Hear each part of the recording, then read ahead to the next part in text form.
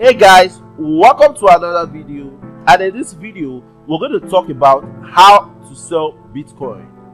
As Bitcoin has matured, the options for selling coins has expanded dramatically. At one point in time, you will need to seek out individual buyers and then complete sales on a peer-to-peer basis. For multiple reasons, some more obvious than others, this was not the most ideal way to sell Bitcoin. But it was the only real option available for several years.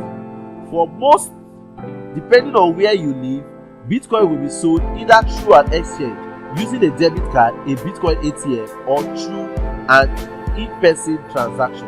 These are the primarily and virtually only ways to currently sell your Bitcoin for cash. You can actually sell your Bitcoin to me through my Telegram group, or through my website. Perhaps there will be a bank or other financial institution in the future that will allow Bitcoin to be sold for cash, but this option does not exist yet. Please subscribe to this YouTube channel if you've not done so, and watch my next video on selling Bitcoin through an exchange.